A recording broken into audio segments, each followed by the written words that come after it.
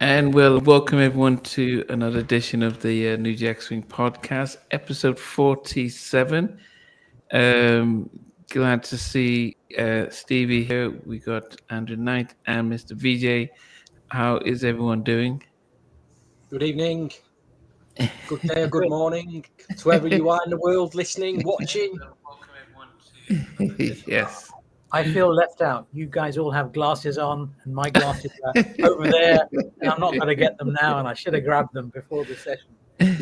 Well, Beach, actually, you guys are all wearing black tops. I literally almost changed to black, but then the countdown started. I'm like, you know what? You made your bet. I am it. So I'm right there It's all with you. good, man. Yes. Okay, goodness. So, I mean, you know what today is? I just didn't realize this, but today is the 37th anniversary. Oh, no, not 37, 13. Is it 37? I can't remember now. Make It Last Forever. It came out in 87, so I can't do my maths right now, but it's been out Wow. for That's crazy. Yeah. It's a long time. Yes. But anyway, how's the week been for you guys? Cold, very cold in the UK. Yeah, so cold here. Very, very cold. Well, for us anyway. Yeah, it's pretty cold. Snowing in certain parts, and getting ready for the winter now, I think. Okay. Yeah, Bit of not good so cold comfort for me. food this evening, then. Bit of good comfort food. Yeah. Did you check the Grand Prix out then, Mr. Knight, out in Yeah, Vegas? the F1. As a matter of fact, like it's a really crazy around where I'm living right now because I live right in the middle of the action. So I heard the cars zooming. I heard the fireworks at the end. Last year, I actually did like go up to the roof and kind of watch like the cars zooming from like my building. This year I was kind of already like over it. Not really the biggest racing fan, but I know. I have a feeling, Beach. I think you would actually be into this. Are you into like Formula One and stuff like that? I watch it a little bit, not so much, but it can be interesting, can be exciting at times. Yeah. It's really disruptive actually for those who like live around here because like even getting back to my building, like it took like I don't know 30 minutes longer just to get in because there was so much congestion and so many road closings and all that stuff. But on speaking of Vegas, though, I will say that I had mentioned the last time I was here that there were rumors that New Edition was going to re-up their residency. As a matter of fact, they are.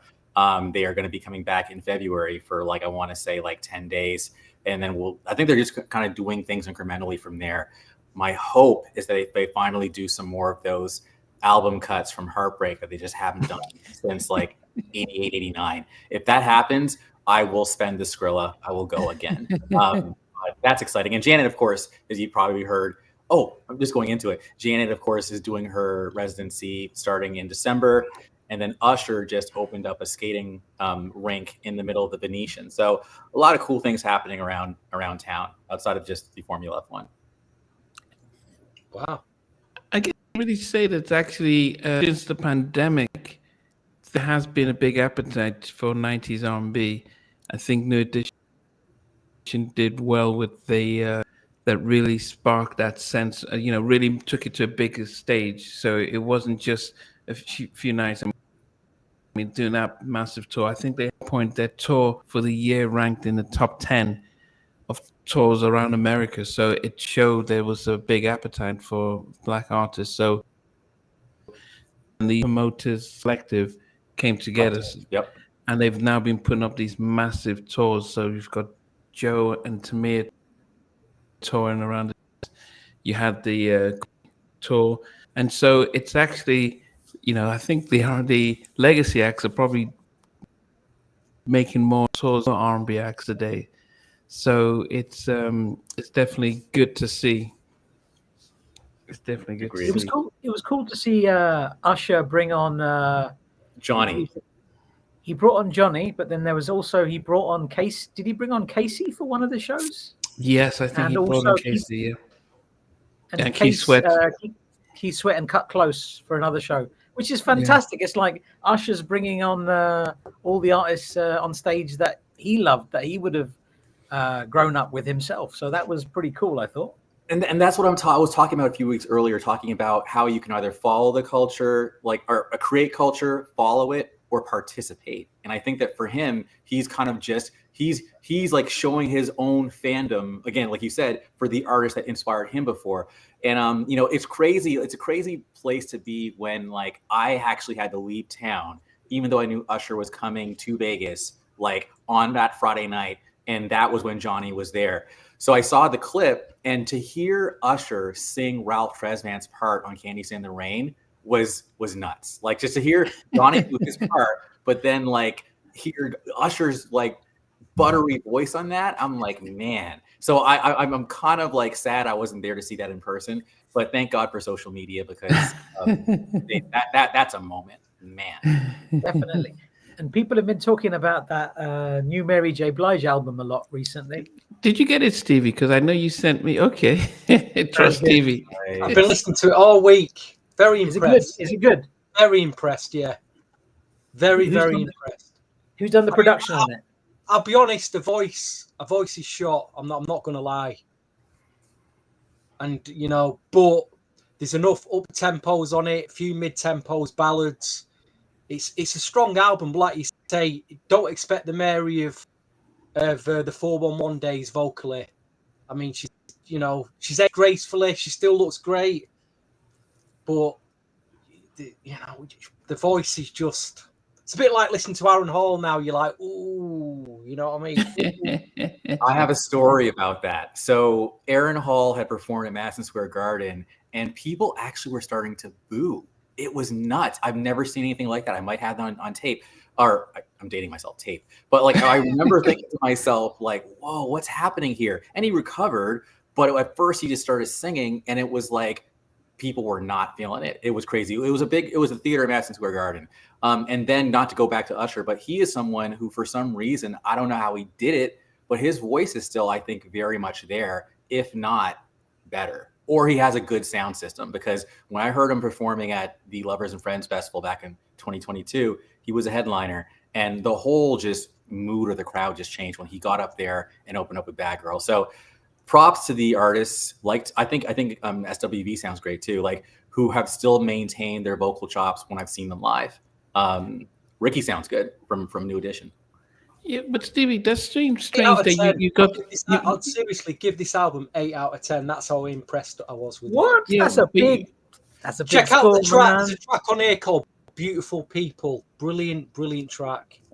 There's Wow. a track produced by Darkchild, dare I say it, using Embo Hold On.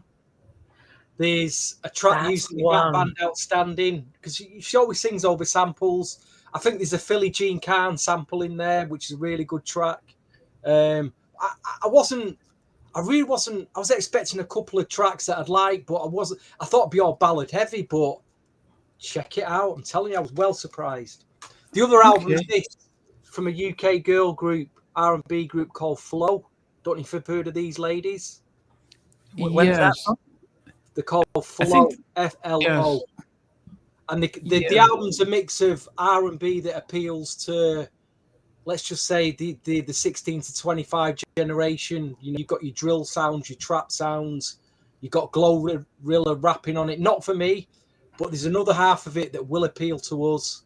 There's some 3 or 4 really strong R&B tracks on it that would appeal to an over 30s R&B listening crowd. So it's just rare to see an R&B girl group get really promoted, you know. So check these girls out, Flow.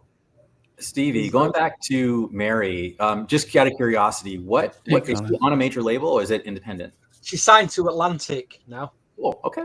All right. Yeah, which I was surprised about. It's got to do with Atlantic. And you know, you guys mentioned you got to vocal. respect her really for keeping going, you know. Yeah, she's still going. The thing with She's Mary, got you mentioned Mary's voice, but I think the artists that are still sounding great are the ones that have vocal coaches with them. Yeah. Like Rob from 911. Mm. He's a vocal coach for people like Pharrell Williams, Rihanna, Dave Matthews Band. yeah. Some newer artists which are over my head. Post Malone. Post Malone. He does his voice as well. Artists like that. So vocal coaches are good things. And I mean, I'm being harsh saying it's short. I mean, I should say it's aged. A voice is aged. I mean, maybe it's good to hear a few notes that you think, oh, she could have redone that note again. But I'd rather hear that than say it in an auto tune.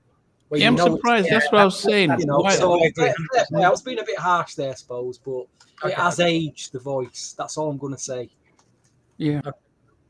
But I'm surprised that different if you're telling me that if you were singing live and you're saying that, but on an album, you would always expect them to tune it up. But she wants to sing a raw, so that's... Well, like you said, give it a listen, guys. And on the next podcast we do together, let's see what your thoughts are on it. You know, that would be good. Yeah. Okay. I wanted to show you guys something, considering we're going to talk about Teddy's verses. There's this compilation, Japanese compilation that came out. All right. What, recently? No, it's when did it come out? 2000. And that was 24 years ago, VJ. Yeah, when you say it like that, I feel well. So it's an interesting selection of songs. It's got 17 tracks on it. So you got Dancing, Groove Me, Teddy's Jam, 1, 2, and 3, Wanna Get With You, No Diggity, Girlfriend, Boyfriend, Take Me There, which I find very, very painful listening to. It's not for me. My Prerogative, Something in Common, Rump Shaker, All My Love with Queen Pen, and Now That We Found Love, 69, Need Your Love with Big Bob, and Is It Good to You, Teddy Riley and Tammy Lucas. Even with that, I think, when you're compiling something, and it says on here, it says 1988 to 2000. Even on that, I think they could do a better job than those selections. But it's very subjective. Yeah. It's tough. Well, like you said, there's a few things on there that you can't bear to listen to anymore. Take Me There. I never listened to it. I bought it from Major Flavors in London from a guy called Ronnie, and I only bought it because it had Blackstreet and Teddy Riley's name on it. I played it when I got back home, and I've never listened to it since, and I'm unlikely to listen to it again.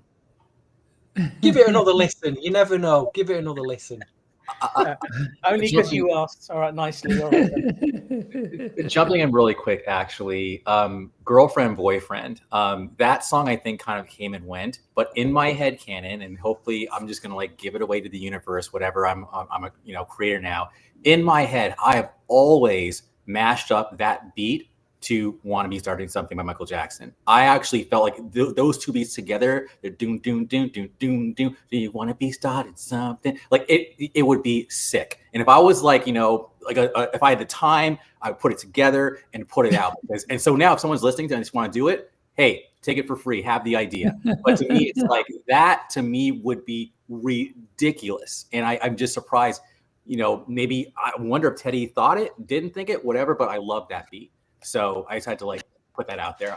That's a song I do not think about very often, but when I do, it's that mashup that automatically pops my brain. Teddy Riley did a track, "Wanna Be Starting Something" with Peter Guns, and Lord Tariq. Is that correct? Lord Tariq? That's correct. Wasn't very good though, but he did it. He did try. Teddy Riley has touched that sample. That's that piece of music you're talking about, and you should check it out after this podcast, Andrew. I will. It's better than Take Me There. We are doing our... It's a strange one because we've done in the previous episode our favorite Teddy tracks, but today it was looking at Teddy's top 10 biggest tracks, not necessarily our favorite. So for argument's sake, I have no tracks from the bonus list, which is my second favorite album, so the tracks that I loved, but I'm not putting them on this because I didn't think they were his biggest. And I think the idea of this was from the verses when he was up against Babyface, and I was disappointed that he played tracks that he kind of remixed and that they weren't even his best of his best. And so this is our chance to sort of remedy some of that mistake and put his best of the best out there. It wouldn't surprise me if Teddy kind of logs in and to see what we're doing. If Teddy, you join in, just saying hi to you and stuff like that. But I'll go around from each of you just to see. I'll start with you, Stevie. How difficult to separate his best production and what you would consider your favorite? Well, you set an assignment. We're going into a versus battle with Babyface. So the assignment is pick 10 tracks to go up against Babyface's best 10 tracks. So you're talking about best production. Babyface really is known for his songs. I think it's easy to pick the 10 tracks. I think it's what order you put them in. That's the hard bit. You know, but I think if, you know, you just got to pick his biggest hits. I mean, there's a few hits there that I like Vijay. I don't want to hear him again. So there's one or two. But generally, I think I picked 10 strong enough tracks that go against anything that Babyface could pit against me. Well, I hope so anyway. We're about to find out. So, yeah. But he's putting them in from 10 to 1. I mean, that's the hard bit because they're all 10 great tracks. Yeah. What about you, Vijay? For me, I had to do 3 lists. So I have the list, which is the verses list, which is the biggest hits. And that was what the exercise was, to pick the big songs that people will know, the big hitters. I did one list, which was also pre the future. So when Teddy was with GR and before then. So the old New Jack Swing sound. And then I did the new Jack Swing sound. So future and beyond that. And they are completely different lists. And there's so much good music. And then I look at the list I've actually produced for the verses, and barring maybe 4 songs on here, 5 songs, maybe I don't listen to any of them anymore. Gosh, you got really geeky. You got very geeky there, doing all them lists. No, I can't help it. I should definitely be wearing glasses now. My glasses. Okay, what about you, Andrew?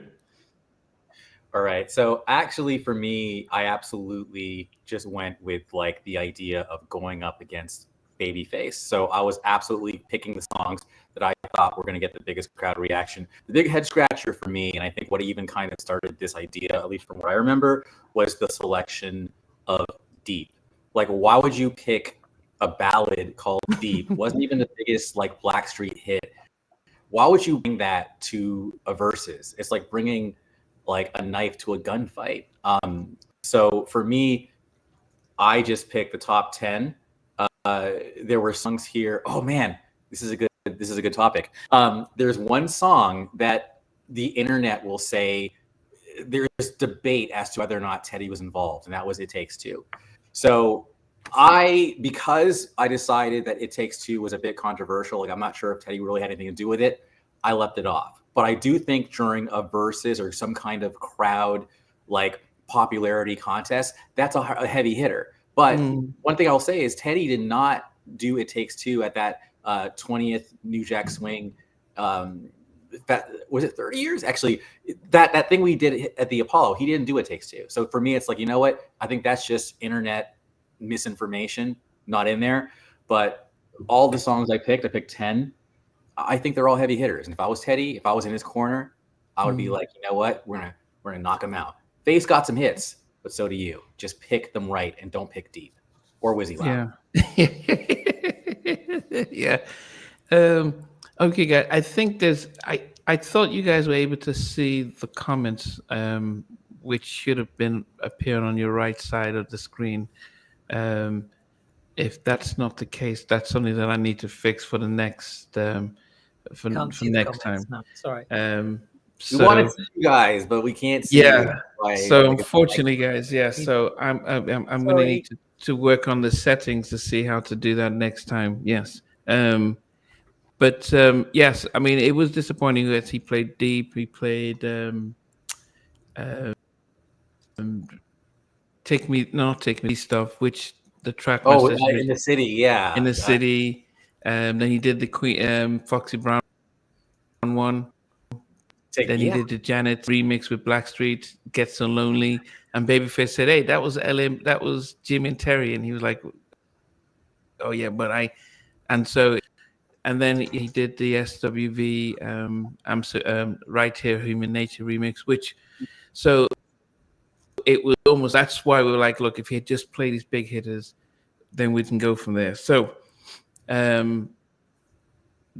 yes, I don't mind starting off, and as I said, I'll start reading the comments, if for those who can't see it. So for me, when I looked at my number, looked at this number 10 of his best hitters, number 10, I put Rum Shaker. I think if he had played Rum Shaker, which it was a big charting track. It sold over 1 million. It's very recognizable right now, and it's really it really helped launch this record label, the Future NGA Future. So yeah, that would see one of his biggest hitters at number 10. Any thoughts on that one? Great choice. I can't fault that as a song. In clubs in London and in New York, I remember hearing Rump Shaker mixed heavily into House of Pain's Jump Around, and the crowd going absolutely bananas. So that's a great choice.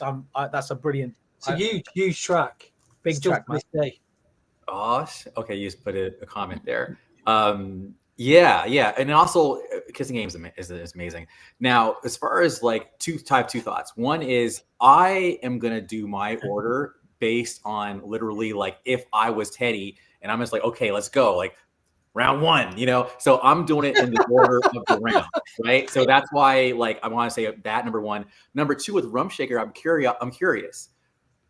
Back in the day, I preferred not the video version, but the radio one. You know what I'm saying? Like the one that just like like the album one with the drops, right? That's one I liked. But now, dude, the video one all day. So which one for you is the preferred like beat? Oh, good. No, I think I would always go with which one with the Lafayette Rock Band sample? Well, they both had that, but one had that like the ain't no half stepping, the donut donut din din donut donut. You know what I'm talking about? That's the video one, and then the radio one is just that boom. It's just the beats. It's not really. There's not a lot behind that besides the. Anyways, Namdi asked you the question. I apologize for. No. I think for me, I'll always just go with it. And I'm sure there was different remixes and stuff, but it was just, and I think the story about that was he didn't realize the sample to. He thought it was. I think he thought it was Chuck D. He gave them the money. Guys came and said, "Hey, they sampled us," so he had to give up $1 million for that sample and stuff. But I think just the fact that it wasn't. We had no teacher. We had all that stuff going on. Definitely, it was definitely a good big track, and I think if he had started it off with, it would have been something else. So yes, so that was the one I would play first on round one. I would play Rum Shaker just to start it off. Who's going next? Well, Vijay, we just go around and. Okay. Before I start, I just wanted to say, from all the lists that we got, there are 96 different songs chosen. Oh no. That's the list. I'm just saying that's a mad list. There's 96 different selections. This one people were excited about, and I think we had about 25 or 30 submissions for this. So, fair enough. That's a lot. So, should I give a quick shout out to everybody quickly now, or should I do it later? Just do it quickly. Give a shout. Go on. Tim J, Mandeep P, Renj V, William Swing, Raj M, Arend B, Caesar S, Marcus S, Kevin J, Michelle J, Larry H, Dennis E, Ty H, Classic B, Westy B, Rid S, Remy T, Zach H, Mike P, Brandon W. That's your lot. And my number 10 is Heavy and the Boys, featuring Aaron Hall, Now That We Found Love. Wow. I don't necessarily listen to this song a lot. It's a big hit. It's a massive tune, It is. and most people know it. I bet I could talk to 50% of my neighbors and they'd know it. They've heard it. Fantastic to hear Aaron's vocals. You mentioned Aaron Hall's vocals earlier today. Aaron Hall's vocals at that point in time were just mind-blowing. He was like the perfect instrument on that song. So shout out to Aaron Hall, Heavy D and the Boys, Now That We Found Love. That's my number 10. Okay. Okay. Just quickly, did you guys see the movie? Piece by. Have you guys seen it? The Pharrell Lego movie. I'm saving it for Christmas, damned if when I'm off and I've got a lot of time to catch up on things. Saving it for Christmas. Not yet. Yeah. I haven't seen it yet. It's out, right? To get together with the Wizard of Oz, I'm going to catch up on the Wizard of Oz as well. I haven't seen that for a few years. Yeah, it was that. It wasn't too bad. So yeah, I think just the following up on Now That We Found, I wish they had said Heavy D and the Boys featuring Guy.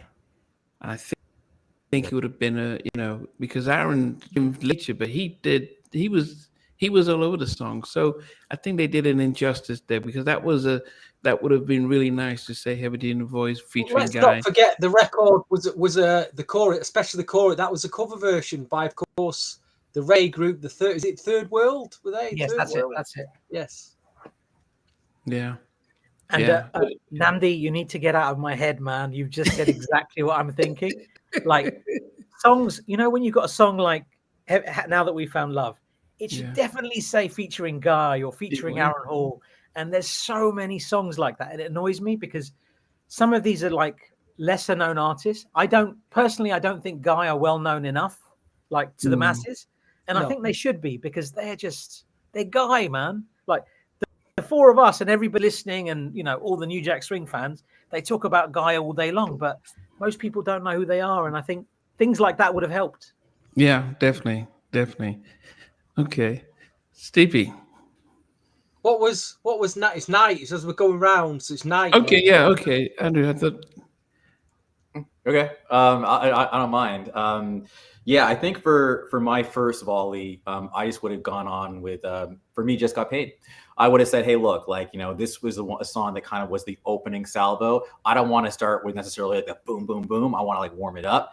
And you're going to see a trend here with all my picks. But, I just feel like Just Got Paid was kind of an announcement. It was just kind of like, this is setting the stage. So you might, I'm thinking Face might come out with Rocksteady or something. So I feel like Just Got Paid is kind of in that era. So it's we'll see how it goes. But that was my first choice. Johnny Campbell. Yeah. I mean, definitely that was. I think it's one of those songs where if I don't enjoy it as much now, but back then it was one of those things that really transcended. I remember being in Nigeria and hearing the track, and not reconnecting that was the Teddy stuff. I can't imagine if Keith had sang it. If it would have had the same type of vibe and stuff. Yeah. Okay, Stevie. I'll be honest, I struggle with Just Got Paid now. I think it's not aged well. It's not aged well. I respect that, it's a happy, upbeat, fun track, and it was great in 1987, 88. Yeah. Over what, nearly 40 years now? Well, 35. But it's still a hit. It still was a hit. Maybe, I don't know if Johnny Kemp was the right person for New Jack Swing. Probably why he didn't have another hit after that. But listen, there's a lot of one-hit wonders out there, and he was one of them. What did I pick? There was two occasions where I thought, Teddy, what was Teddy going to do next? There was the mid-90s occasion, which we'll get to later, and there was this occasion, 1993. You could argue that we're at the end of, well, I wouldn't say at the total end, but we were at the end of New Jack Swing. If you say 87 to 92, we're in 93. Things have changed. I'm thinking, what can Teddy do next? And as you've picked at number 10, Namdi, I can't disagree with you. I've gone for the same thing. I went for Rex and Effects. Rump Shaker, he put him right back at the top again. Totally unexpected. Big party rap track. Huge track that still gets played out today. It's a big hit. It's always on a lot of 1990s type compilations. You know, whether it's hip hop or even pop, rap, or whatever, dance. So yeah, big, huge track for me. Rex and Effects, Rump Shaker. Yeah, and it's true. It was one of those where it came out at the same. He'd just done it. I think it was around the same time with the Bobby album. Were they not out around the same time? The whole Rex and Effects. They were a little bit after, but yeah, like I mean, I think Bobby album was summer '92, and then Rump Shaker was like late '92, like bleeding into '93. And I think it was just one song '93. I think it was November. Yeah, that sounds right. And if you think about it, he'd just come off of the MJ album, so it was almost like, wow, what is this? This guy's just, you know, it was like, okay, he's really, coming through with that. And then we get into the Blackstreet stuff. So yeah, okay. So if I was going down to round 2, I probably I didn't do like you, Andrew, with the rounds. I just thought his biggest tracks that if he plays, everyone just says, okay, this is our track. Even though this would never make my top 10, it's Less Chill. At the time when it first came out, I loved it. But I think when you think of signature ballads, I think most R&B fans would think that this is the best sort of guy R&B track, even though I think Peace of My Love and Goodbye Love are much better. But I think this one's got the airplay because the other two weren't really released and no video. So I think this one, he plays this, I think people say, yeah, that's my jam and stuff like that. So number 9 for me was Less Chill. That's a good choice. Yeah, good it wouldn't make my top 10, and I. But can I say something? I love people who can like have their subjective list, but then also have their kind of objective list. You know what I'm saying? Because some people don't even really get that concept, and I love that you did. So much so that you said this would never make my top 10, but here it is. You know, I respect that, man. I really do. What do you out of 10, Namdi? How do you rate the track out of 10? Let's Chill. No, I think it's. I'll give it a 7. Give me a number. I'll give it a 7 out of 10. 7. I'll give it a 7 out of 10. Yeah. 7 out of 10. What? Yeah. Give the guy a yellow card. Where's the yellow card? It's from the football pitch here. 9 out of 10. Because I think for me it was. I mean, it was good video, and it was. But compared to Goodbye Love and Peace of My Love. No way. I think it's up there now. I disagree. I think it's well up there with them tracks, easily. Yeah, no. It's just a different vibes. But as I said, it's one of Teddy's most popular ones. So everyone, if you say play Less Chill, even people who will say, oh man, that's our jam. But but I think, you know, I think with compared to My Love, Guy's ballads, I think they did good on the first album. The first album, great. Yeah. And I love The Future. I have listened to that maybe more than any other album. But the ballads didn't quite hit the way I think they should. And I think there's a song on Guy 3 which hits harder as a ballad than any ballad on The Future. And that is Rescue Me. So just my opinion. Might be controversial for some. I don't know. Let's Chill's a classic. It's a classic. It is, but for me, I'd rather listen to Rescue Me in 2024. That's just me. I don't listen to Let's Chill like Andy, but I might give it an 8 out of 10. Wow, I'm sure. I'm with Stevie. Let's Chill is a classic. I absolutely consider it like a 9.5. It's up there. I mean, and then also it's so funny. It's like I love this diversity. Yeah, no, dude. Like, Smile. I mean, I'll admit though, I listened to that song recently, and I could only listen to it once, which surprised me. Like, it gave me chills. I tried to listen to it again. I'm like, I'm good, you know. And then I went to like Tease Me Tonight and the rest. But yes, I think that Piece of My Love and Goodbye Love are just timeless classics. And, you know, I just think it's more a matter of, yeah, it was probably early. There was no promotion, but they are like, to say anything bad about those two songs is deserving of blasphemy. And no. Yeah, so there's a difference there's a difference. So it's on my list. I probably would have preferred Smile to Let's Chill, but it's not a big hit it's not, you know, people won't, you know, most people don't know Smile. So that's why the video. I thought the video was great. That's why I said Let's Chill would be on that on the list. More so than Peace of My Love or Goodbye Love, because as a Let's Chill, most R&B people would say, oh, Let's Chill is a classic. And that's the difference with this list, that if he played it, everyone would have said, oh yeah, Let's Chill. And that's why I put it up there. What about you, Vijay? Yeah. What was I going to say? I was going to say something about Let's Chill. Do you think Let's Chill is a little bit like what you said about Just Got Paid? So you said you don't listen to it anymore. Maybe that's how I feel, and maybe that's how Namdi feels about Let's Chill. I've just heard it so much. If I do listen to it, it might be one of the remixes. I definitely don't listen to the LP version anymore. I'm surprised I'm hearing that. I'm really surprised. I just haven't heard it in so long, and maybe it's time to revisit it. But I don't think I've listened to it conscientiously for maybe 10 years. Wow. Not on purpose. It's not. If Spotify picks it and says, okay, there's this random track, Let's Chill, great, I'm listening to it. I think it's, you know, I think it's still the test of time. It still sounds great now. No, fair enough. My number 10 was Now That We Found Love. I would have rather chosen Is It Good to You? I think that's a better song, but we're talking about big songs. My number 9 is a Rex and Effect song. I would rather have gone with Ready or Not or Tell Me How You Feel, but I've also gone with Rump Shaker, because Rump Shaker is just a massive, massive tune. It's like if Teddy was going up against Babyface has got all these incredible, luscious songs full of melodies. He's like, listen, Babyface, stop, man. Check this out. Check out this beat. And uses the Blind Alley sample to great effect. And Rump Shaker's brilliant. There's on the Hard or Smooth album, there was, I think, was it 11 songs, 12 songs?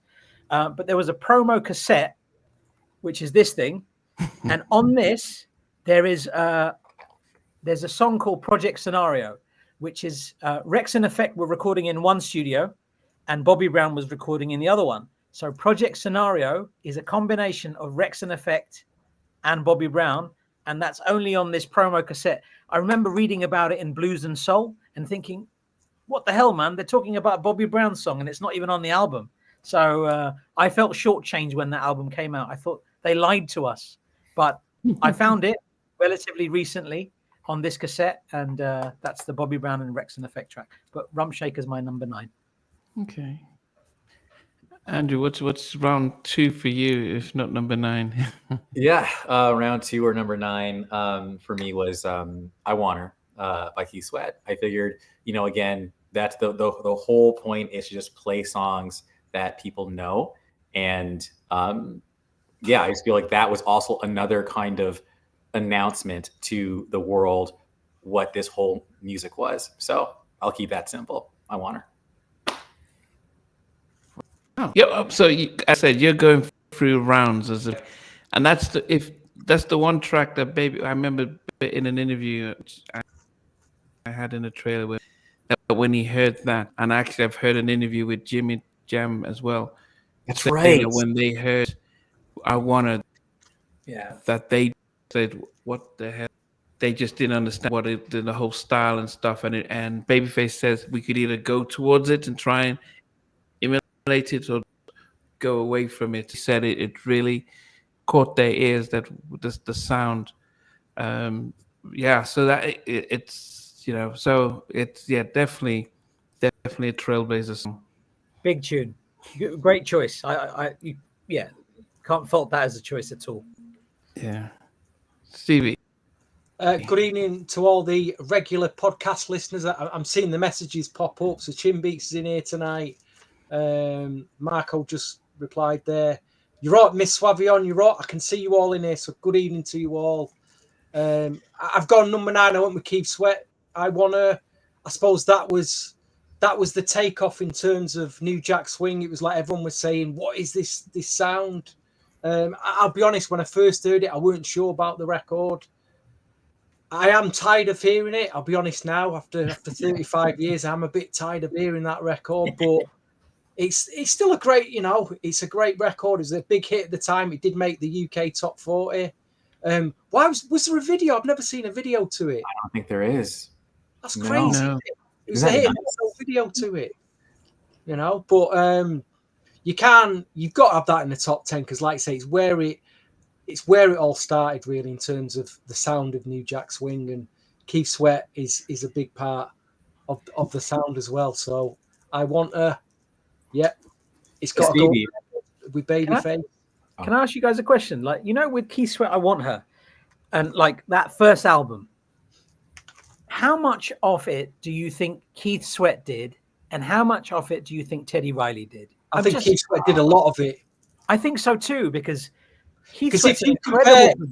If you think, right, he had a few releases in the mid 80s. That 1985 track, was it? I Can't Get You Off My Mind, or I Got My Mind. Yeah, he did a few solo tracks that I felt the production ended up in his first solo album as well. The production set like that, the 80s 808 boogie sound, it was in the album. So I would say Keith Sweat had a lot to do with it. But we'll never know unless he comes out and says that. Yeah, I just always thought that was an interesting one, because on it you see co-produced by Teddy Riley on some of them, and then you see he's a musician on some of them. So I find it interesting. I just never knew. I think some of the ballads were definitely more Keith Sweat than Teddy.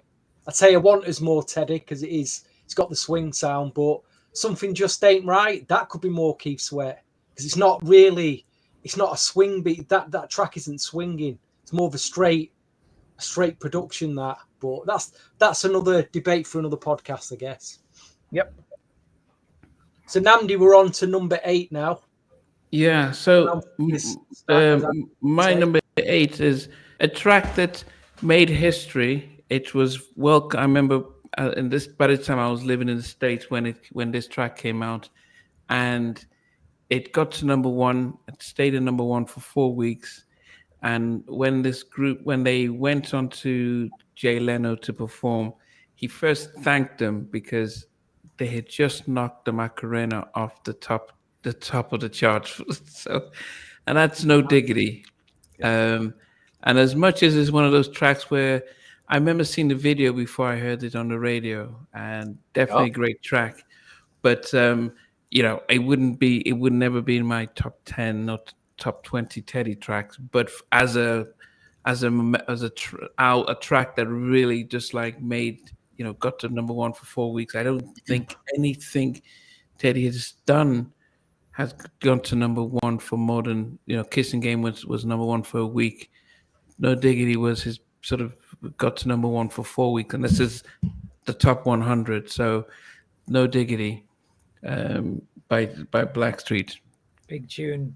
Good choice. It's got to be in there, right? Definitely. It's funny. So summer of '96, like you said, that's when it came out. That's when you said Macarena, I knew what song. But it's funny because that was a really exciting summer for me, because that was also the same summer that Home Again came out. So Hit Me Off. Same day. The albums came out on the same day. Look at that. Wow. You gotta love it, right? So for me, both songs, so when Hit Me Off came out, it was not what I was expecting. It was a slower, kind of more swaying beat. And then No Diggity comes out, and it's also kind of a slower kind of swaying beat. So I felt like, okay, something's happening here. And I remember not being sure about either of them. But when I saw the video, it kind of solidified everything. And then even just playing it for some of my friends, like just because I was on a college campus, they instantly gravitated to No Diggity. And I'll say it was more of the crossover song. So people who weren't necessarily R&B fans just were like, what is this, for No Diggity. So yeah, it's just funny you said you heard it, you saw the video before you first, because for me, I heard the song and I was like, this isn't, what's that song? Why Must I Feel Like That? Why Must I? Anyway, this is not the faster version of Blackstreet that I'm used to, but it was a reinvention and it worked. I remember because I remember flying out to America then, just as that record, it came in the shop as a promo 12, and I heard it once, and I was like, it's a new Black, and I listened, and I just wasn't sure. Right. Then next thing you know, I've arrived in America. We're driving around in a car more or less every day with the radio on, and they were playing it 4 or 5 times. It was, you just couldn't escape it. And like you say, the New Edition album was out, that was out, and after 2 weeks, I realised this record's going to be huge. So by the time I got back to the UK, it was massive. You know, the record was huge. You know, and again, it was another. What is Teddy going to do? That was the other bit. What is Teddy going to do next moment? That was one of them as well. What's he going to... Well, he puts No Diggity out, and you're like, wow. You know what I mean? Just amazing. You know? No Diggity was a massive song. It just... it solidified Teddy Riley in the mid-90s and Blackstreet. Mm-hmm. The thing with that second album is I was very frustrated because I love the first album.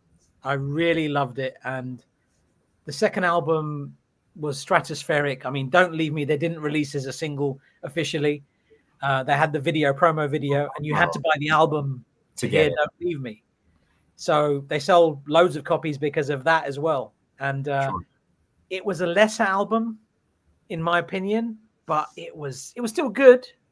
And No Diggity still sounds good to me. I could still listen to No Diggity, and I don't feel the same way as a couple of other tracks we've mentioned that we don't listen to anymore, or some of us don't listen to anymore.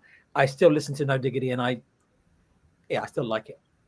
It's the type, you know, it's aged well, that record. It has stood the test. Brilliant song.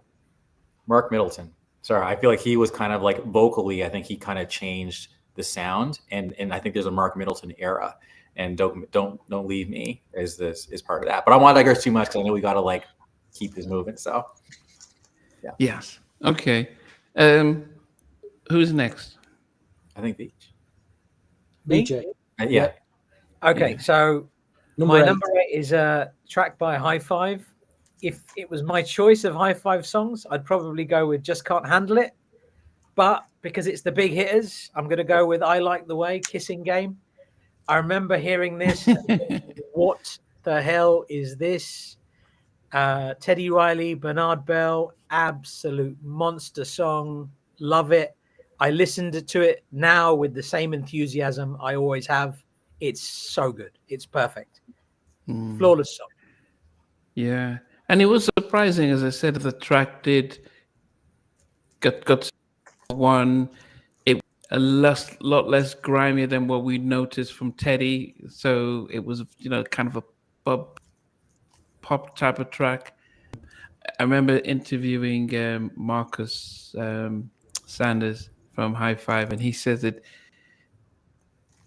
they couldn't be Teddy. They tell him what to do, and they were just in awe. But that's just the magic of Bernard Bell, the type of songwriter he was, and that kind of partnership. Killer, absolute killer. And that album also had Just Can't Handle It, which was also notable because that, I think, might be one of the few links where you have a link between Guy and Jodeci, because Just Can't Handle It was mixed by Devante Swing and produced by Teddy Riley. And for me, that's like it's musical overload. It's just like too much excitement. So yeah, fantastic songs on that album. And the R. Kelly stuff on that album, the remixes, killer again. So I keep mentioning R. Kelly every week. So my apologies. Problem with that. I'm sorry. I just think he's an incredible producer. Somebody from Saturday Night Live says if America could elect a convict, he can start listening to R. Kelly again. That was a big day. That might be a stretch too far. I don't know. Look, if they're saying, look, man, I see his point, man. So I think, so I guess who's next? Because I'm having issues with this link and the fact that we're not able to see the comments. So I've just created the link for using the OneStream stuff. Stevie, are you able to share with Andrew and Vijay? And then we can just come off of this and then restart that one so that everyone, as the comments come through, can get back into it. So, Okay, they're going to leave the stream and come back. So we're going to leave this one, and then we're going to go back onto real streams, which means that everyone we can be because we want to be able to interact, and so this one has been a failed experiment. So I apologize for everyone. So once Stevie sends out the link to Vijay and Andrew, we'll within 30 seconds. You'd see another one just pop it the live for the next one up. So see you soon. Yes, so see you soon. We're going to end this one, guys, and then there's another one that's just ready for us to move into. Where have you sent it? Is it email? I've sent it to your WhatsApp, but do you want me to email it you? Email it would be easier because I can't access my WhatsApp. Okay. Hold on. So, guys, in 10 seconds. Take a few more minutes then because I'll have to few minutes. Yeah. We'll see you soon.